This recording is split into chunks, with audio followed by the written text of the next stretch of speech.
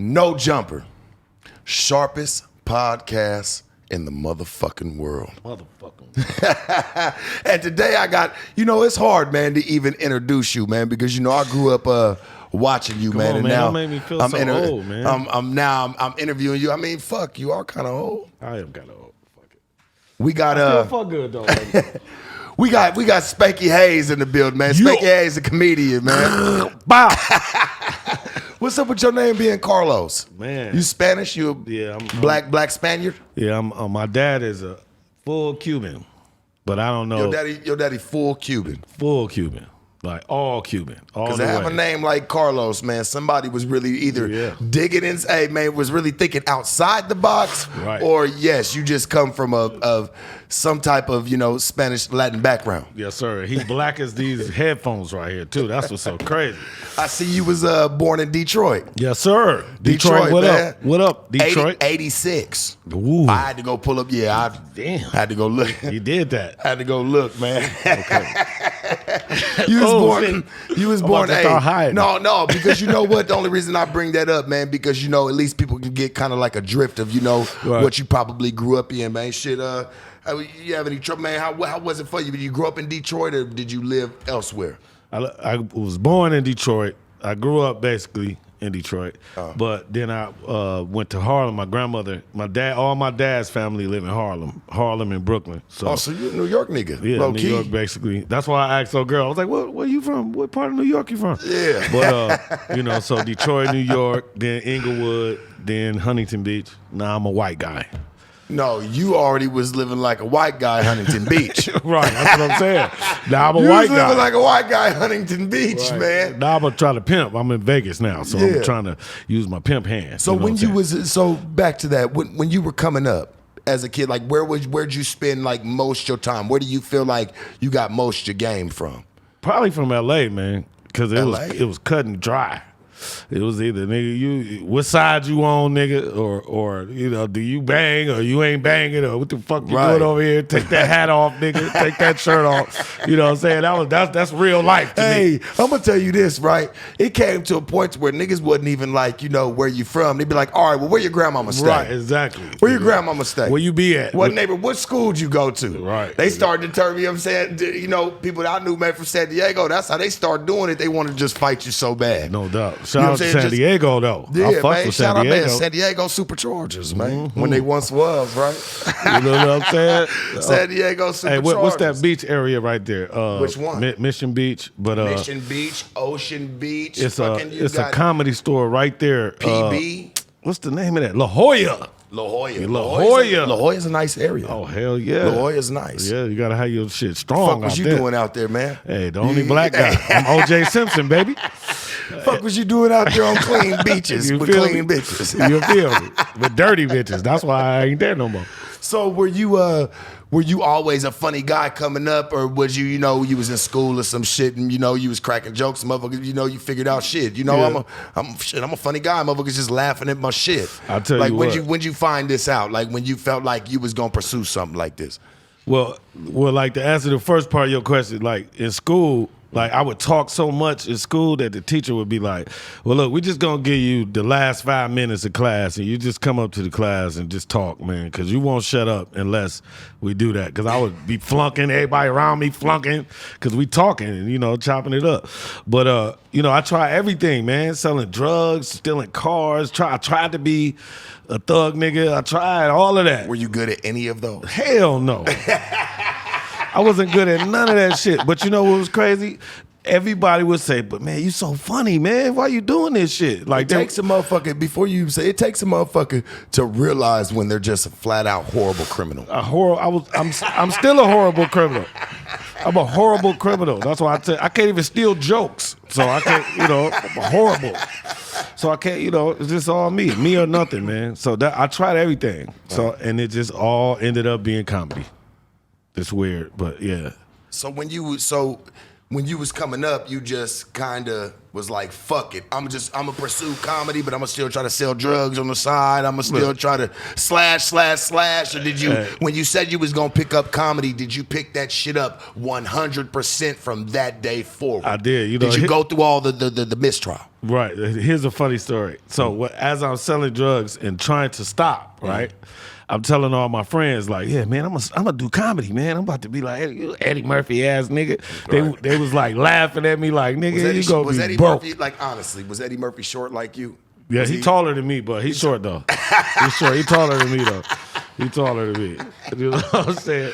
Go on. Uncle Ed is tall. Yeah. But so basically I was asking him like to help me out still. Like, nigga, just give me some money still. Nigga, you got $1 million right there. Just give me some money. Nigga, you ain't gonna, nigga, I'm doing, come to my show. About Eddie Murphy. No, I'm talking about selling drugs, trying to stop to do comedy.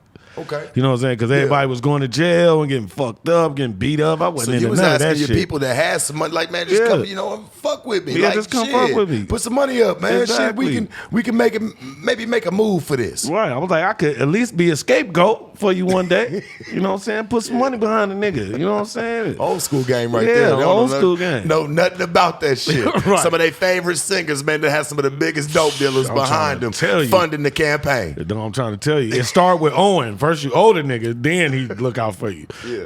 You know what I'm saying? Let's start with the real shit. You know, you gotta owe a drug dealer in this world, you ain't living. Yeah. Straight up.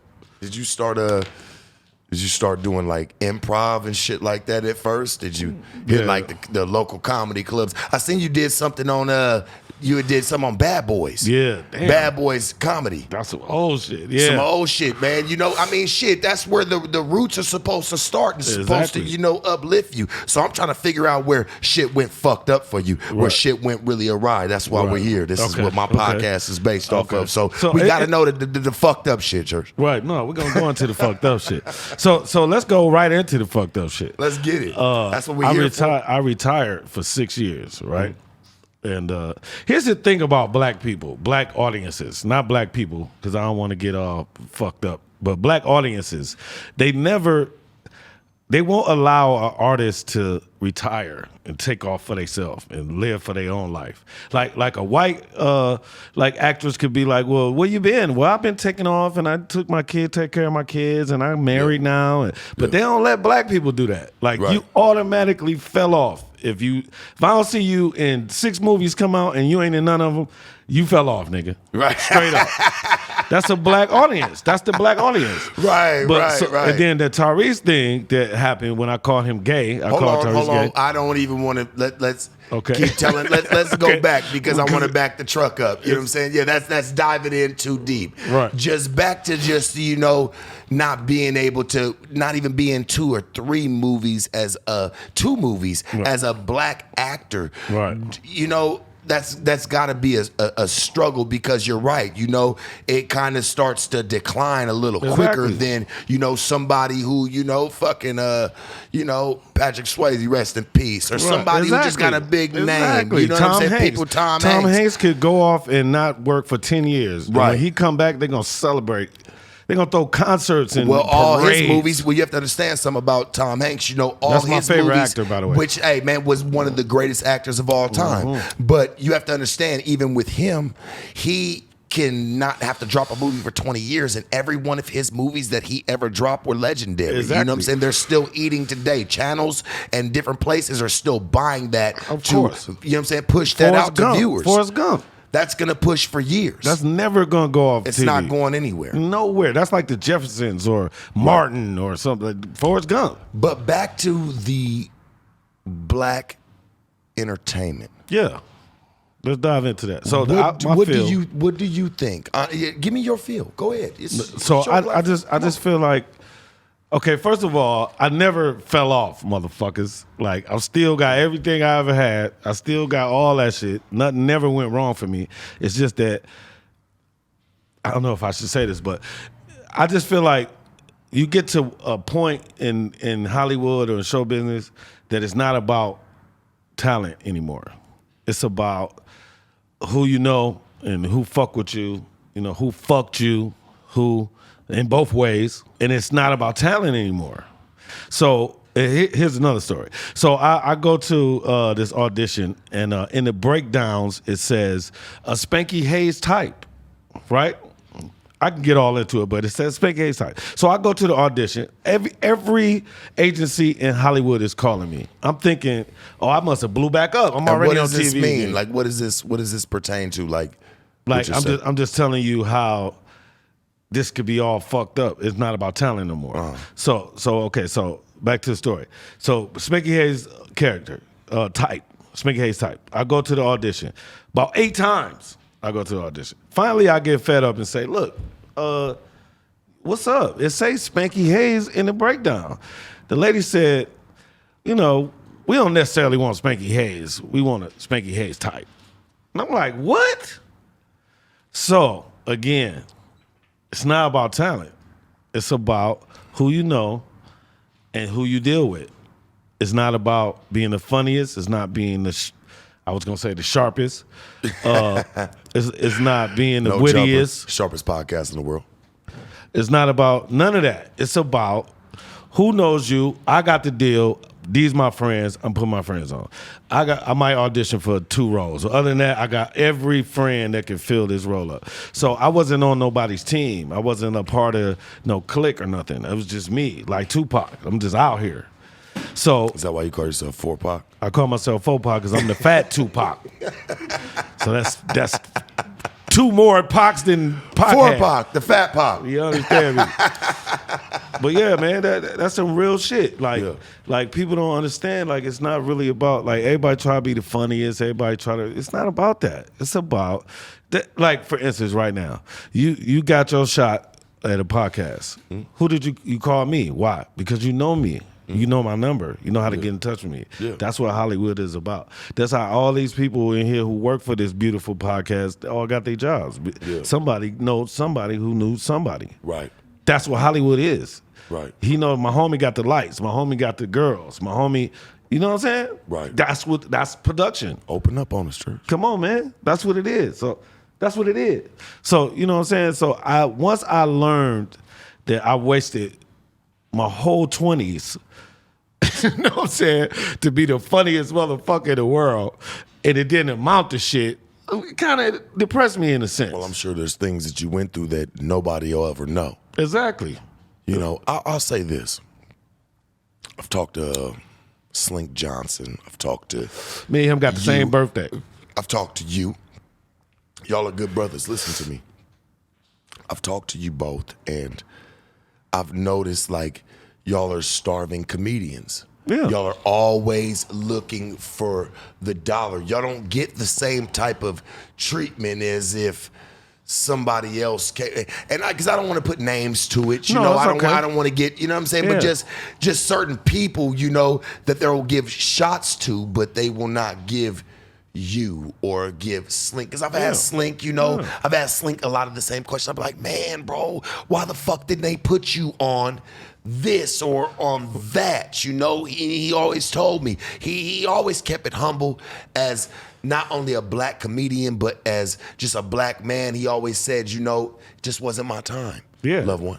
Yeah. Just wasn't my time, you know. Because and it's time. It's time. Right. It's only one slot. Let me tell you. I was right behind it. I saw everything. Mm-hmm. It's one slot. We're going to go Mike Epps. Mike Epps was the man, and then they put Kevin Hart there. The first Kevin Hart. The one who couldn't sell. The soul playing Kevin Hart, if you will. That era of Kevin Hart. Do you feel like he's changed? Hell yeah. Because listen, then they took him out and put Cat there. Cat, they couldn't control Cat. They gave him all the money, all the whatever. They couldn't control him. They took him down and put Kevin back. Think about what I said. Kevin was willing to listen. Whatever Kevin he was willing to do. Yeah, and that's not. We're not putting allegations on. Yeah, that's no love for Kevin Hart. You know, nobody's putting allegations on him or saying that he's done anything faulty. But there's a reason. No, it's a line. They put him there. It's a line. They put him back in the front of the line. Yeah. That's all it was. It was me, Corey, D-Ray, Afion.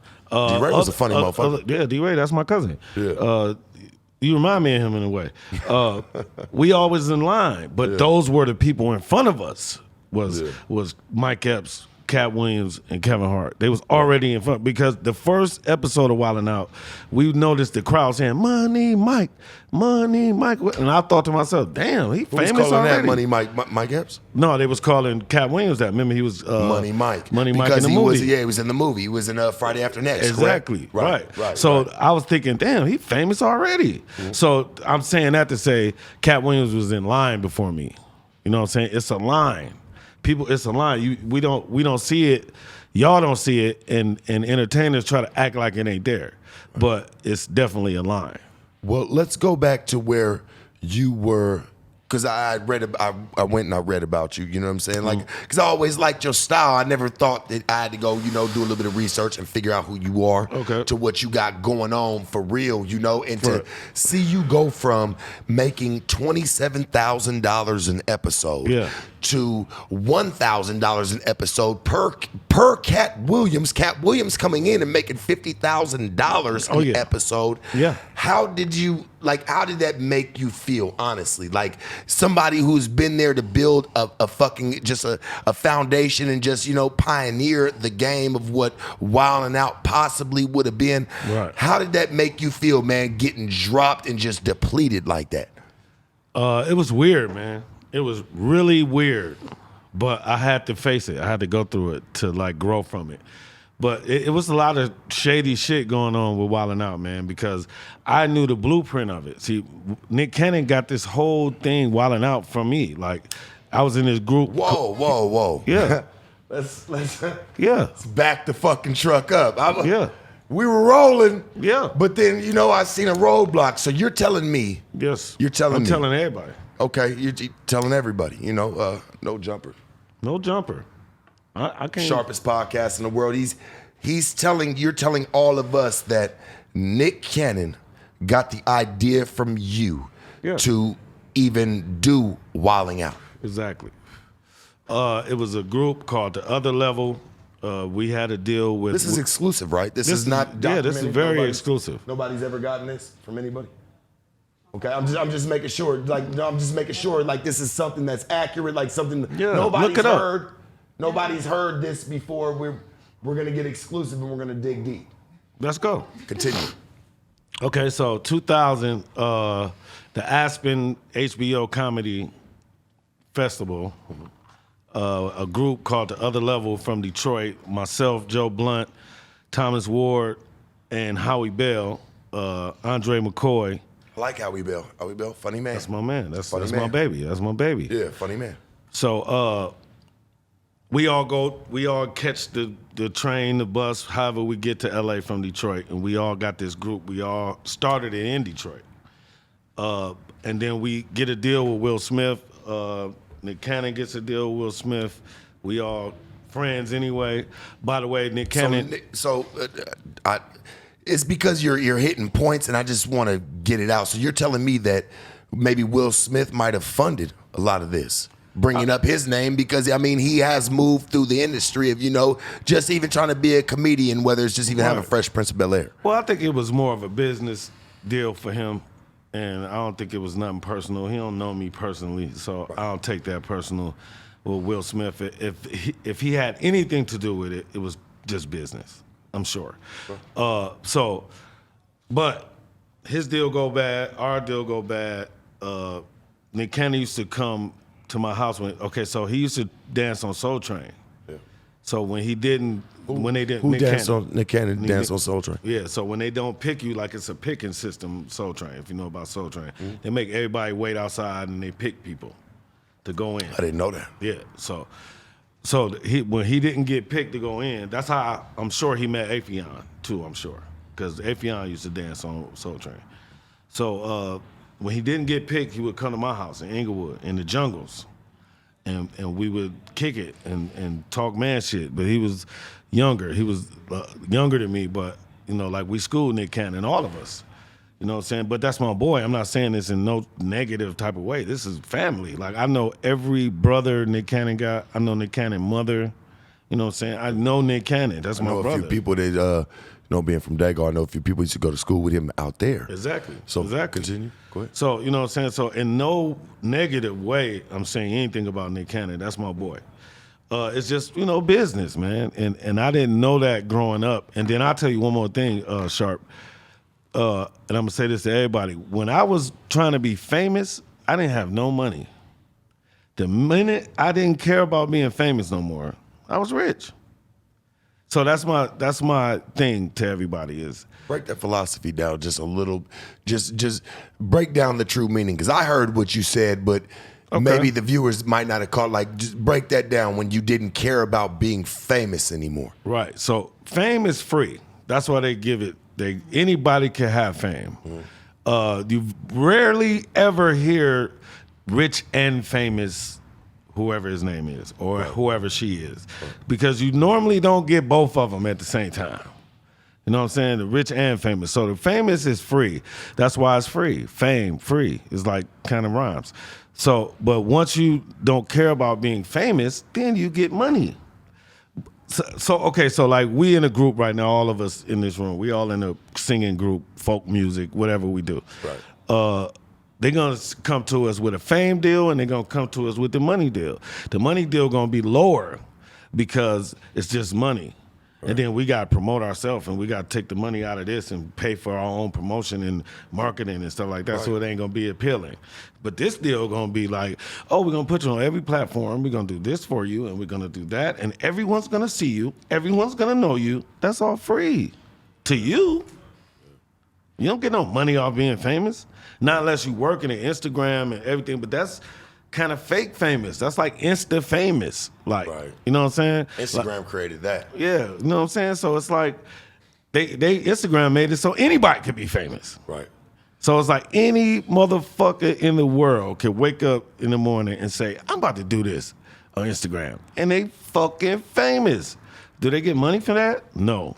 Do their life change? A little, because maybe they got more followers and maybe somebody on the bus stop noticed them, nigga, you funny. But they don't change nothing for their pocket. It's just fame. I get that because, I go to the liquor store anymore. Motherfuckers will run into me and they'll be like, sure. Sharp, get it. Sharp, I know you, man, I'll watch your shit.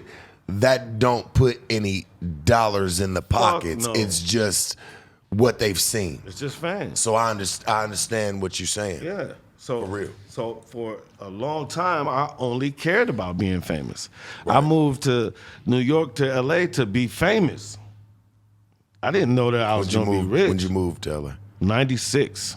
96. Yeah. September 3rd. Pac was still alive, right? I seen Pac the first day I moved to LA.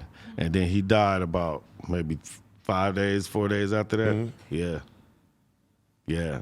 I even seen him the night he died in Vegas, but he was walking around pacing so hard, I was like, man, I ain't gonna go say hi to that motherfucker. I think if Pac was still around today, I think he'd even say like he was probably caught up too much into what other motherfuckers thought about him. Yeah. Instead of just moving and just making his, because he was making it. He was somebody who was Tupac. He was Tupac. I'm telling you, he was one of the greatest of all time. He died a gangbanger. He didn't die Tupac, the greatest rapper. Right, he died a gangbanger. No disrespect to gang people or none of that. But he did. But Tupac was not a gang member. He came and signed a record deal that made him a gang member. So that's just my opinion. Would you say that's when the Tekashi 6ix9ine was born? And I'm not saying that Pac was a snitch. I'm not saying none of that. I'm saying, do you say that's when like that he could be bought on? Yeah. Bought on. He was the first troller. He was the first like troller. If they had Instagram when Pac was living, oh my God. Oh my God. He probably wouldn't have got killed. Somebody would have been fucking on live showing him. So that's he was the first trolling guy to me, but that dude was dope though. He was dope. So Tupac forever. You moving around. Where was the first headlining spot you felt like you landed that might have set your career? I did before it fucked up and might have did its due for you for a second, because it did. Love One, it did. I don't feel that way though. It did. No, just for a split second. But it's not about when it fell off. It's about you getting back on. Right. That's what matters. So let's get past the nasty shit. Right. I want you to accept this. You told me I can ask you and talk to you about anything and everything. So let's get past that point that it brought a greater you. Yeah. Well, what did that was I got married and I got 2 daughters and I had to focus on something else besides myself.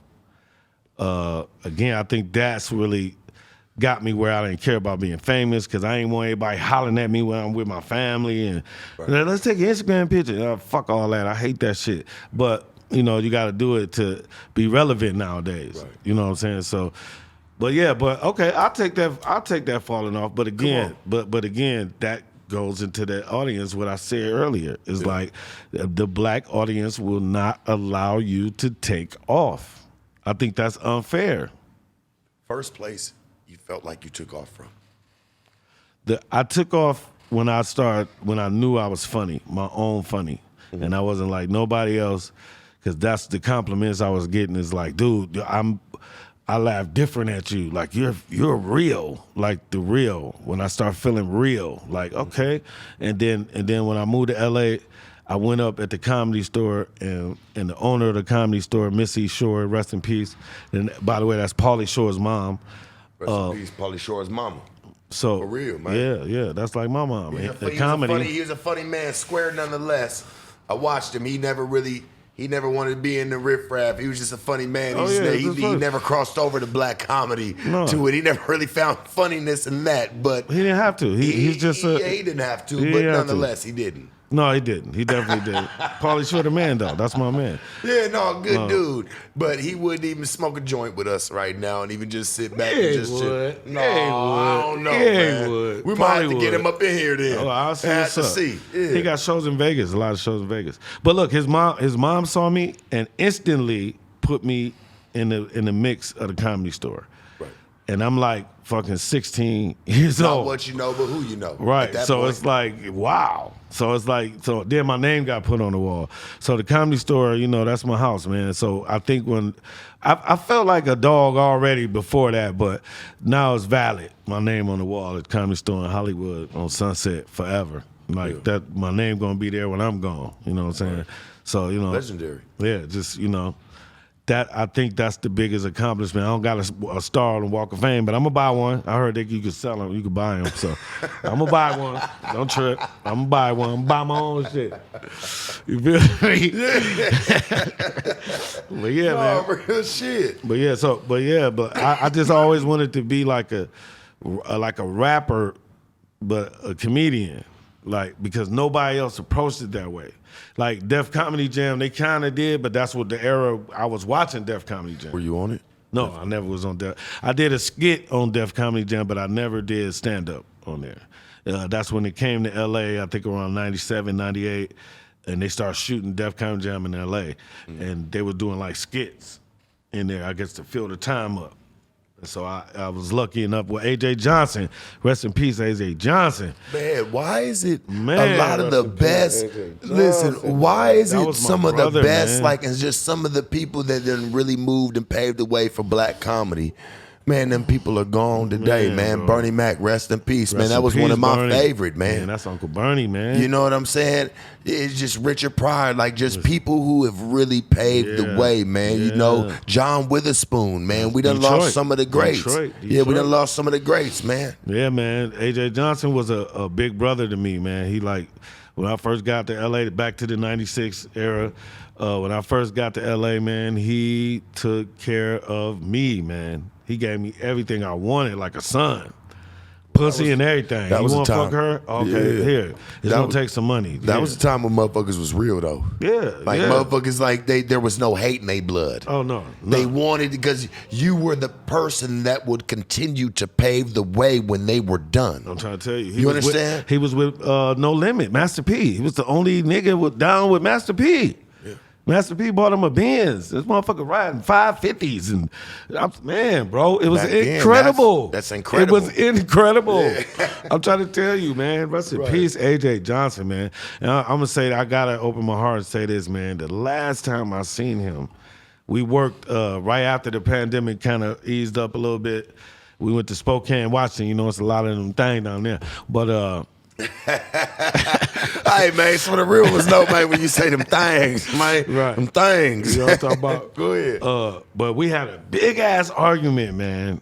And, damn, then I didn't, like, get a chance to make up with him. So, but I hope that he didn't, I don't know, man. I didn't get a chance to make up with him. Let it out. How you know him? Man. Where you feel like y'all fell out on where you couldn't make peace right now, where you couldn't let that Because we was go? about to get physical with each other. And Scruncho, what's up? Shout out to Scruncho, real nigga. He broke us up and was like, hey man, y'all niggas is brothers, man. You know, LA nigga.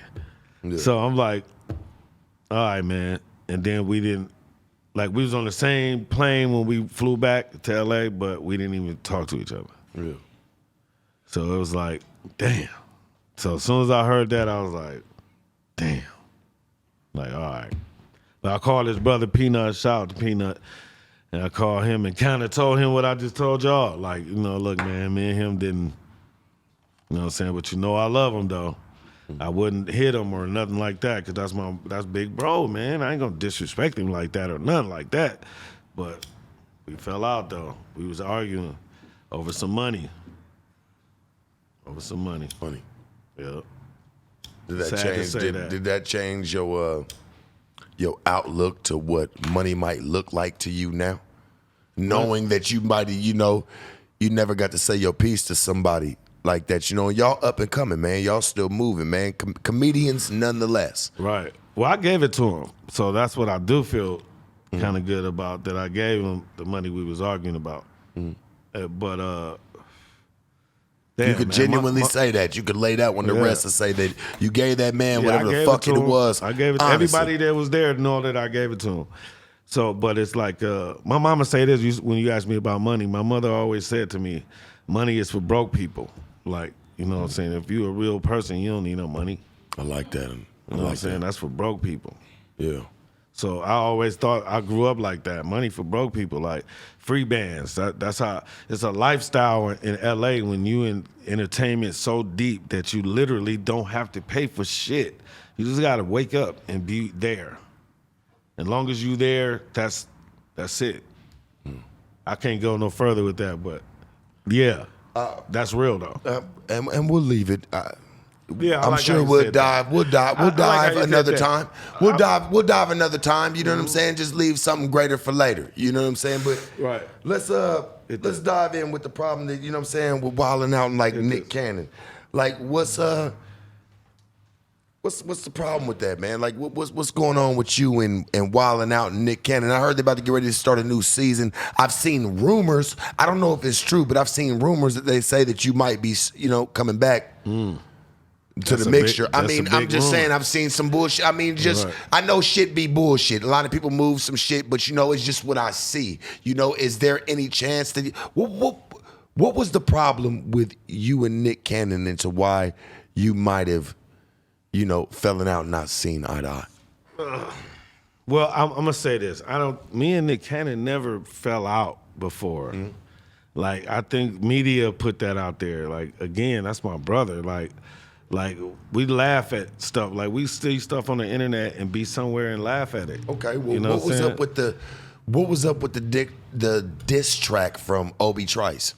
Okay, so he did that behind Nick Cannon. I want to know, like, because it was an Obi Trice diss track from you. No. To Nick Cannon. I mean, that's just how I saw it intertwined. I want to get some clarification. Let me clarify that. Okay, yeah, clarify that. Okay, because I'm sure the people want to know. Nick Cannon was trying to bait Eminem to be on Wildin' Out. So he started attacking him, you know, getting all of the rappers on the show to do a song about him. Yeah. You know, they trying to bait him out. They trying to fish him out. Right. In the process of that, all Detroit people took offense to that. So, you know, Obi Trice, you know, down with Eminem, of course, he did a diss record. From Detroit. Right. He all did a diss record and named it Spanky Hayes.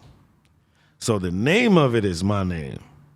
Because when he first called me, he said, did you hear the song? And I'm like, no, I'm on the set of Wildin' Out. And he calls me and say, "Did you hear the song?" And I'm like, "What song?" And he was like, "The Spanky Hayes." I was like, "Man, you diss me?" Like I thought he was dissing me for like being down with Nick Cannon. So, but no, he was like, "No, I'm dissing that motherfucker," and I just named it. It's 2 of them. It's Spanky Hayes 1 and 2. I didn't even hear the 2. The 2 is better than the 1. The 2 is better than 1. 2 is better than 1. It's longer. It's longer. But I ain't gonna lie, when I heard it, Spanky Hayes say, "We dig it." Stop. I was like, whoa. When I first heard that shit, I was like, wow. I was like, wow. Okay. So I just did the player. I just treated it like a player, man. I just went straight up to Nick. We shooting Wildin' Out right now. We in Atlanta. So I go right up to him and like, hey, look at this. He was this is funny. This is funny, right? I gotta say, I know this might be a character in left field, but I like to run off left field. Hey, I'm left-handed. Me too. There you go. Me too. There you go. Hey, listen to me. If Nick Cannon told you right now, all right, I'll let you back on motherfucking Wildin' Out right now, top of the motherfucking chart right now, we'll make sure we write all this, just fight me and beat me. Beat my ass, and I'll put you to the top. Matter of fact, you can run the shit. What would you say to that? I'd be like, man, Nick, sit your ass down somewhere. I wouldn't fight Nick. I love Nick. I'd probably kiss him on the face if he say that. Not in the mouth, on the face. Saying, on the face. Like, what if he just say, like, no, y'all still friends. Y'all still, but listen, y'all still friends. Right. Y'all still be partners. We brothers. Hey, brothers. Family. Right. But if he told you, like, look, man, I'll put you to the top of the man, just whoop me out because I had a problem with you, man. I had a problem with you. I just want to get down and I want to look at that shit. What would you say to that? I mean, he just want to look at it, and he's just between you and him. If only way we could do that is if we did it like Rocky III, like when he went to Apollo and they did it all by themselves and there was nobody in the room. You just never knew what. There was nobody, never saw it. That's the only way I could fight Nick Cannon. I love him too much. We'll have a brother fight. We could never have like no other kind of fight. Have a pillow fight or something. Yeah, you know, something that like hey, don't get it fucked up. This nigga be working out every day. No, hey, listen, this nigga got a 6-pack. Yeah, bro, listen to me. So I don't want to fight no dude with no 6-pack. I watched him come from skinny to stand it up like a little mini tank. Hey. So hey, I ain't got nothing but love for him, man. You know what I'm saying? Nothing against him. Hey, my uncle always said, don't never fight the garbage man. I mean, the nigga that be lifting shit all the time could probably throw your ass a mile away. I was just saying, if it was really meaningful, you just get to get back on right now. I'm already on. I just did a movie with Wesley Snipes, bro. I was just trying to drag it out of you. Yeah, that's all good. With Wesley Snipes. Look it. Not Wesley Snipes. Not with the gap tooth Dark Knight. Yeah, feel me.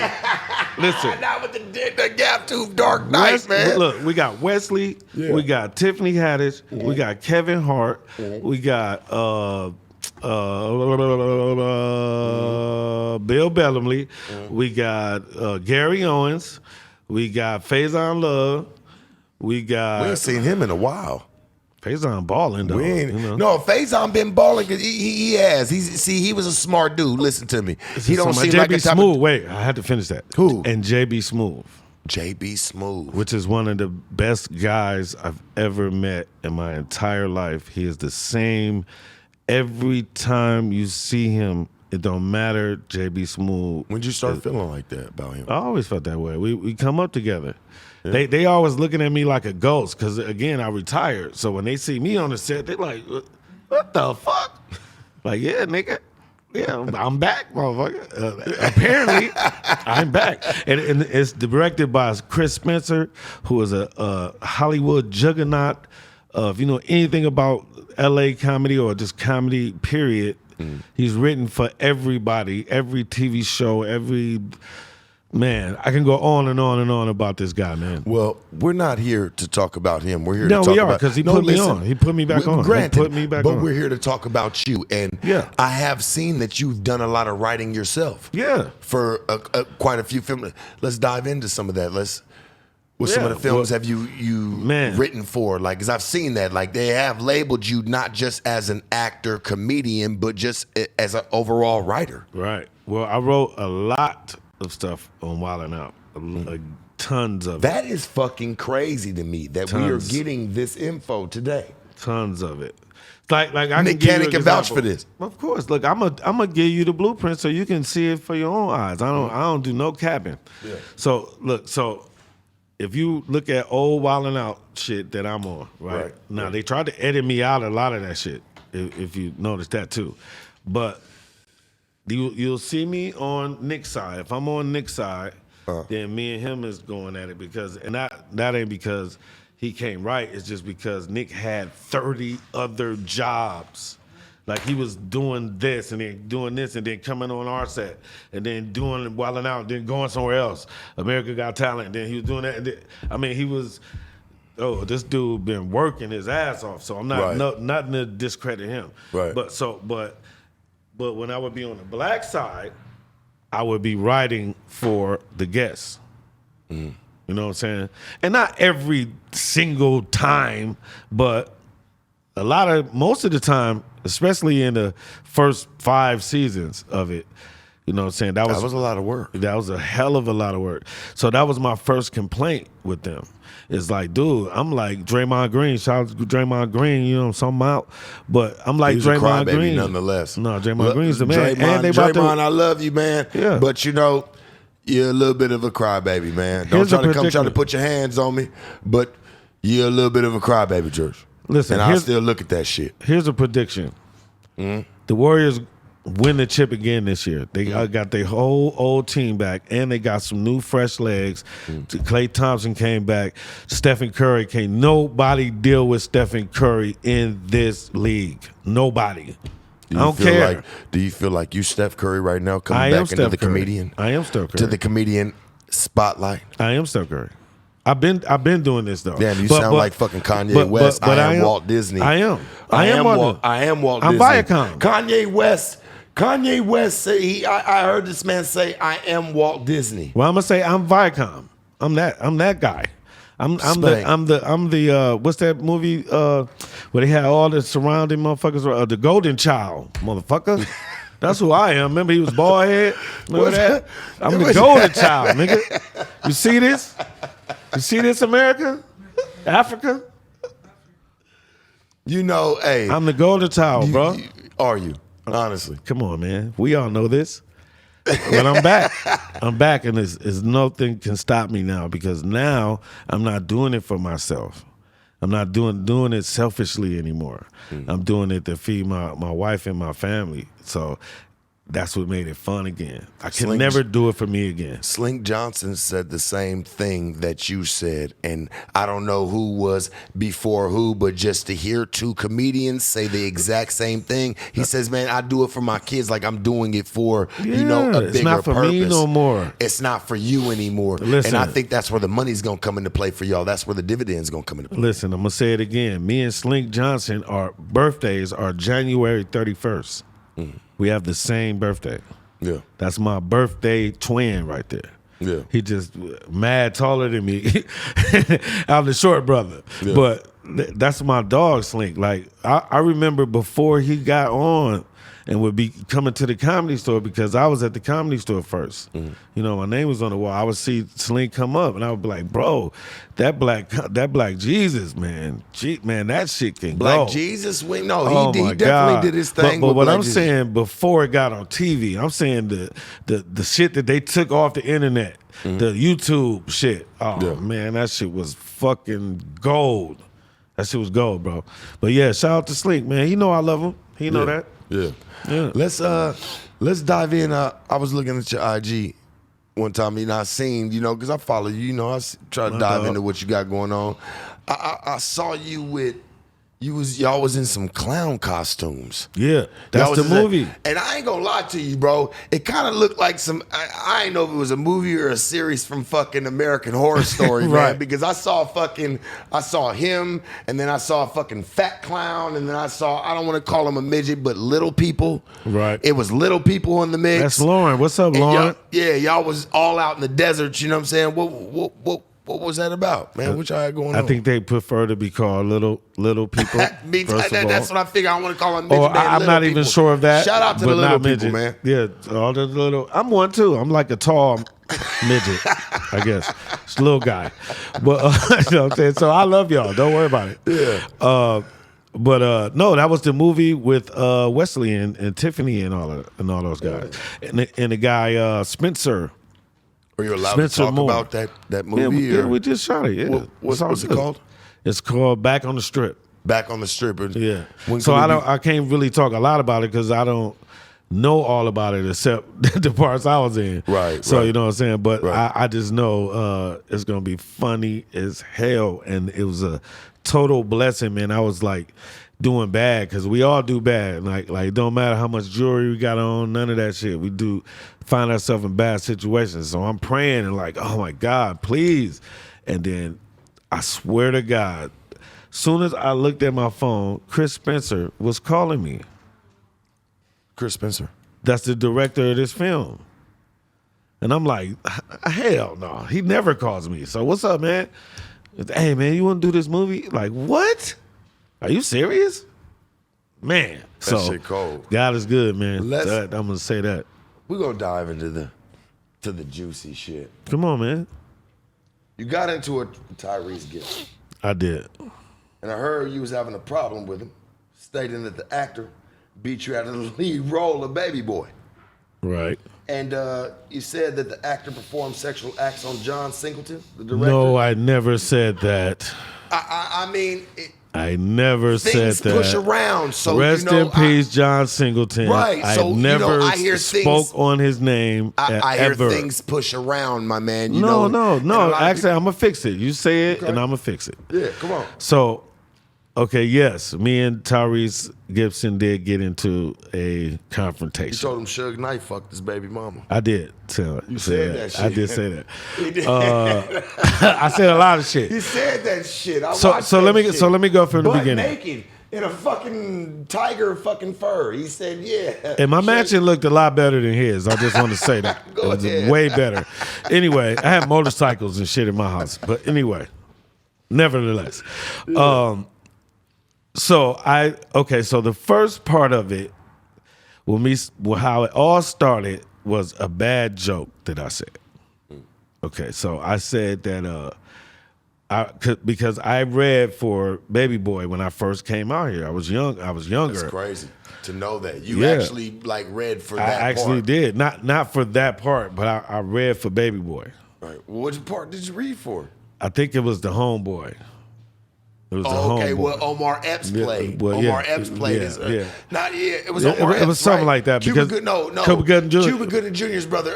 Omar Gooding. Omar Gooding, the homie. That's the homie. Shout out to Omar Gooding. Excuse me, I'm gonna give him his respect because I remember when he was on Wild and Crazy Kids. Right.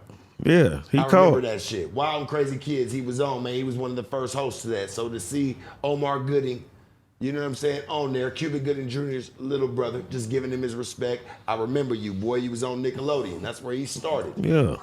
Yeah, for sure. Cool. I remember that shit. And he used to throw the coldest parties on Venice Beach, man. It was insane. Who did? Omar. Omar is big brother. No, the little brother. The little brother. The little brother. Not Omar. Yeah, Omar. Not Cuba. Omar. Yeah. So you got me all high and I'm confused now. but shout out to both of them. Shout out to both of them. So I just want to be accurate. Shout out to Cuba Gooding because you play O.J. Simpson and I think that's the coldest. I think that's one of the coldest guys that's living. O.J. Simpson to me is I don't know. I don't know. He's just dope to me. I'm not black. I'm O.J. Yeah, he's just cold to me. I really like his style. I mean, you know. Yeah. But anyway. So I made a bad joke because of course I didn't get the part. Yeah. And then this is later, and then I was doing a podcast called the Spanky Hayes Show.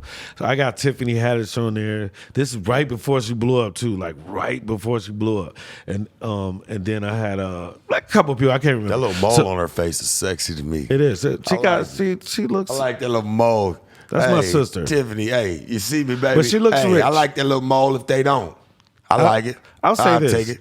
Tiffany looks rich now. Like that's do. my sister, so she always gonna look the same. She was always rich, man. As a black sister to the community, man. She was rich before she got to where she's at. But me and Tiffany know each other back from the struggle areas, so we know Cat Williams too. So it's like, so it means something different to me. Like Cat Williams look rich. I couldn't wait to tell him that, nigga, you look rich, nigga.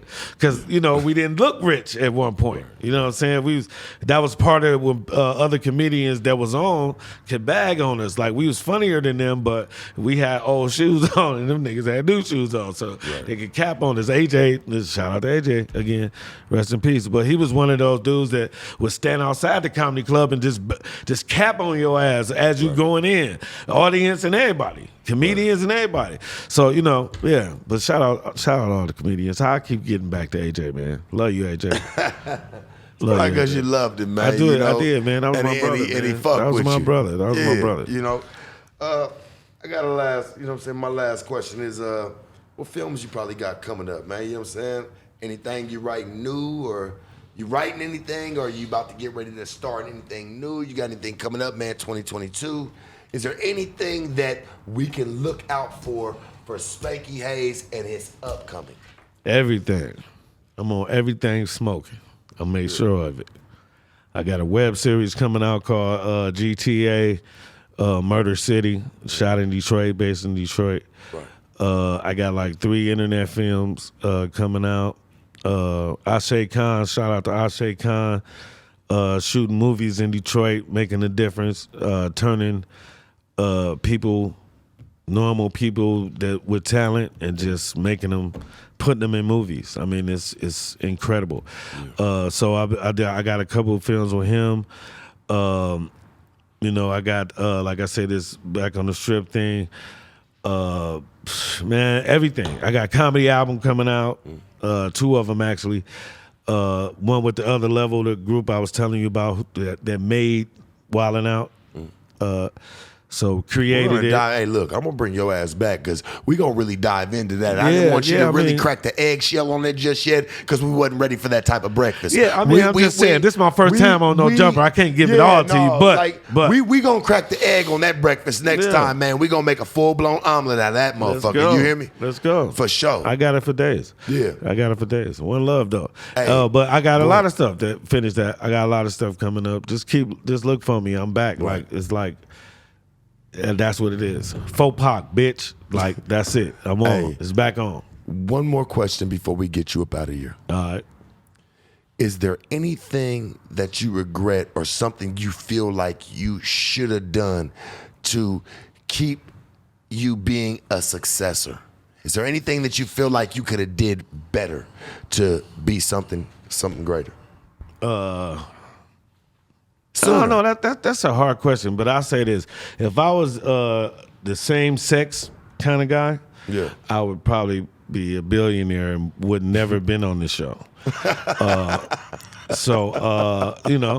I'll just say that. Right. You know what I'm saying? Right. So it's all the dice. Like what you dice, like what kind of cards you play. Like it's all luck of the draw, man. Like I don't regret shit. Like I called people. I said what I said. Like with Tyrese, I felt like, yeah, you a fag. But did I mean? I don't know him personally, so he shouldn't have got that mad. You talked about his tongue. What his labret piercing, his little lip piercing. Yeah, come on, man. You were saying and I quote you. You said, man, you ain't never knew a real nigga to wear a piercing in his lip. Right. He or look in like his the mouth. That nigga look like the 300 nigga. Remember the big tall 300 bald head nigga, the Egyptian nigga. Like, come on, I think man. His name was Xerxes. Yeah, Xerxes had all the piercings and shit all up in his face in the 300. Hey, but look though, but on some real shit, all the shit that I'm writing right now, I'm about to see if Tyrese is be in one of these movies, man. That was a joke. Why not? That was a joke to me. Like he took it seriously, by even responding to a comedian. Mm-hmm. Like that was dumb of him to do that. Right. So whatever the outcome is, but you got to remember, I was retired when I did that. I did that because my name was just out there. I didn't give a fuck about doing comedy. I didn't care about none of that shit. I was just like, fuck it. My wife was like, you should do a video.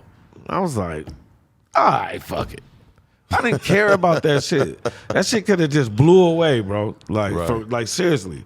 But, I was just like, I had to find one thing to be mad about. Like, it couldn't be, he said I'm falling off, everybody say I'm falling off, or this or that. It had to be one thing. And when he kept saying, you're a comedian, but you ain't funny. Yeah. That's what ticked me off. But I had to find one thing to be mad about. I couldn't be mad at everything. I had to find one thing to be mad about. Yeah. I was like, okay, he said I ain't funny. All right. But he trying to be funny. All right. He must don't know how I'm living right now. All right. That shit do be sparking a fire, don't it? Right. That shit do be sparking a fire. I'm retired like for a reason, dog. So don't come at me right now. But whatever. So can you say this, because you've been saying, through our conversation, you've been saying like, I'm retired. Is this the last? Go ahead, man. Fire that shit up. Go ahead, light that shit up. Go ahead, man. Yeah, we on. Could you? Because this is live and this is how we moving. Yeah. No jumper. Shooting out the motherfucking gym. No jumper. Is this where you are retired, or are you just trying to catch a last little gasp of this shit? Or are you trying to come out for real and make a real push? Because you know what? I seen that Mike Epps, I'm not going to say he fell off, but he fell dormant for a second. And then he came out. Now I'm seeing him do all these shows. He got all these new clothes. He got all this new jewelry. I'm seeing him moving. He's in the limelight. He's doing more tours. Listen, it's no such thing as falling. Shout out to Mike Epps. Me and Mike Epps. Shout out Mike Epps. That's why I brought him up, man. Good dude, seeing him moving. Look, me and Mike Epps don't see eye to eye all the time. Right. A lot of times. 98.9% of the time, me and him don't see eye to eye. Yeah. But that's my boy. I love him, though. Like it's like I wouldn't say he my enemy, because we all doing comedy. So it's like, but even if your enemy becomes your best friend, like, you know what I'm saying? Yeah. He's the one that you pay attention to. He's the one that know you the most. But I love him in the same sense. We just never worked together or nothing like that. But we used to be like best friends. Like this nigga Mike Epps was sleeping on my couch, and he had like 3 scripts on the floor, bro. There's no cap. You can vouch for this. He was sleeping on your couch. No cap. Mike Epps. When he first moved from New York, he came and stayed with me. Dog, this ain't no cap, bro. I'm telling you. I'm like, well, you want to hear some stories? I got stories, bro. But again, I love Mike Evans because the time that we spent together and we clicked together, we clicked. That was my man. Yeah. Like, you know what I'm saying? We used to fight a lot, like all the time. He fought with my boy Thomas Ward before. Like, we used to actually fight like comedy wars. The nigga tried to stab me in Atlanta one time at Lavapalooza, like on some real shit. Like, yeah. But at the same time, we was young and we was probably doing cocaine or some shit. That we was fucked up, and we was trying to die like that too. That I come from the era, you supposed to die like a soldier. You know what I'm saying? Not no wimp. So we was going for all of that like type shit. But at the end of the day, Mike, that's my man. Like, I don't wish no bodily harm or nothing to his family or nothing. I love him. I want him to be a billionaire, quadrillionaire. All my niggas, everybody we name in this interview, I wish they all get quadrillion dollars. See, I couldn't even say it. I want so much money you don't even be able to say it right. Right. You feel me? Like, I want black people that have money and Latino people, man. We got a black and brown. And before, I know you're trying to get me out of here, but before I go, I want to say this too. Look, I think we should change the Mexican and black thing. Like, I don't think that we should hate each other for real like that. Right. Like, for real, especially like if you live in California, anywhere West Coast, like, you gotta have a Mexican friend. Like, you damn right. You gotta have, like, you damn right. Impossible. It's impossible.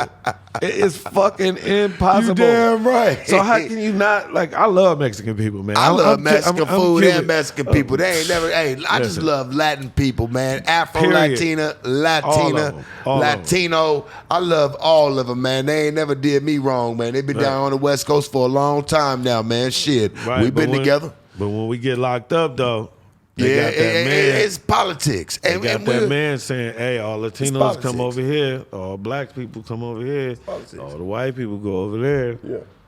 I think we all the same people, man. I don't know. Mexican girls, they just look like black girls. They got booties and everything now, so they just like black girls with real hair. Yeah. To me, that's all I'm saying. Listen, man, and I'm not gonna knock the sisters. Never knock the sisters. You bought it, it's yours. Fuck that. I know if you bought it, it was yours, and fuck you, motherfucker. I know it look good, and I know you like it. I know how it is, man. Spanky, I appreciate you for every motherfucking thing, man. Coming through here. Hopefully your ass come back soon, man, and we can dive in with the fuck, man. Hey, man. Listen to me, I love you, man. We'll have fun. We'll have more fun next time. So you had to get these questions out. This the soft opening. Yeah, you had to get these questions out. This is a soft opening. We are going to definitely come back. Sharp, Spanky Hayes, no jumper. Shooting out the motherfucking gym. Yeah. Church.